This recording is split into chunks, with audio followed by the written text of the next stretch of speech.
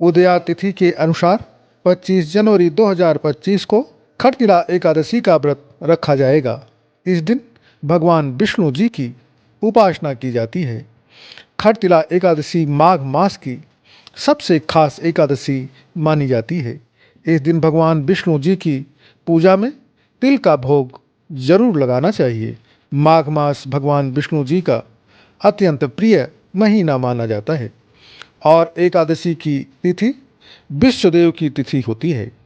श्री हरि महाविष्णु की कृपा के साथ सारे देवताओं की कृपा का ये अद्भुत संयोग केवल खटतिला एकादशी के दिवस ही मिलता है। इस दिवस भगवान श्री हरि महाविष्णु की उपासना से सभी मनोकामनाएं पूरी होती हैं। इस दिन कुंडली के सभी दुर्योग नष्ट किए जा सकते हैं। इस बार खटतिला एकादशी पर चंद्रमा जल तत्व की राशि वृश्चिक में होगा।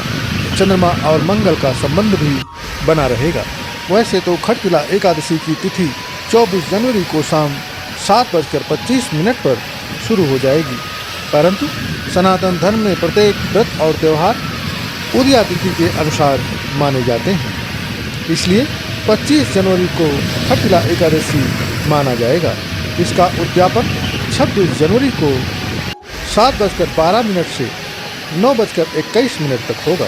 खटतिला एकादशी के दौरान प्रत्येक सनातनी जो एकादशी का व्रत करते हैं उन्हें चाहिए कि प्रातःकाल उठकर भगवान विष्णु जी की पूजा करें। दिन भर व्रत करने के उपरांत रात में भगवान विष्णु जी की आराधना करें और फिर हवन करें।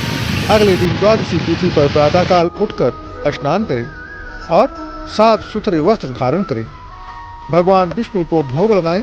अंत में जरूरतमंदों और पंडितों को भोजन कराएं और दक्षिणा दें। उसके बाद स्वयं अन्न एवं जल ग्रहण करें। खटतिला एकादशी की एक कथा भी है। साथियों, एक समय की बात है, एक ब्राह्मण की स्त्री अपने पति की मृत्यु के उपरांत अपना सारा समय भगवान श्री हरि महाविष्णु की आराधना में लगा देती थी। एक बार उसने पूरे महीने भगवान विष्णु जी की उपासना की, परंतु दान पुण्य न करने से उसका सारा पुण्य अधूरा ही रह गया। ऐसा देख लक्ष्मीपति भगवान विष्णु जी स्वयं उसकी कुटिया में एक भिक्षुक का वेश धारण करके पहुंच जाते हैं और उन्होंने उस स्त्री से भिक्षा मांगी। तब उसने भिक्षुक के हाथ में एक मिट्टी का ढेला थमा दिया। स्त्री के द्वारा दिए गए मिट्टी के ढेले से भगवान श्री हरि महाविष्णु बहुत प्रसन्न हुए और उन्होंने स्त्री से कहा कि तुम अपने कुटिया का दरवाजा बंद कर लो और इसे जब ही खोलना जब तुम्हें कोई देवकन्या तुमसे मिलने आए और वह तुम्हें खटतिला एकादशी के व्रत की विधि बताएगी। भगवान विष्णु जी के बताए अनुसार स्त्री ने ऐसा ही किया। जब देवकन्या उनसे मिलने आई तो उसने उनसे खटतिला एकादशी के व्रत के बारे में जानकारी मांगी और फिर पूरे विधि विधान के साथ खटतिला एकादशी का व्रत किया, जिसके प्रभाव से उसकी कुटिया में अन्न ही अन्न भर गया। इसलिए ऐसी मान्यता है कि जो भी व्यक्ति खटतिला एकादशी का व्रत कर तिल और अन्न का दान करता है उसे वैभव और मुक्ति प्राप्त होती है।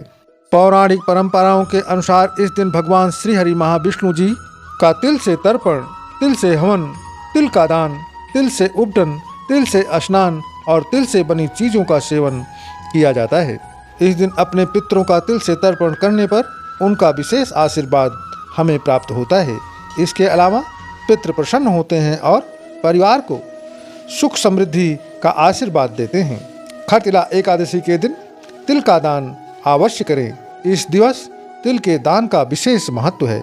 मान्यता है कि इस दिन तिल का दान करने से श्री हरि महाविष्णु जी की कृपा हमेशा बनी रहती है, जिसके परिणाम स्वरूप घर परिवार सदैव सर्वदा स्वस्थ, खुशहाल और संपन्न रहता है।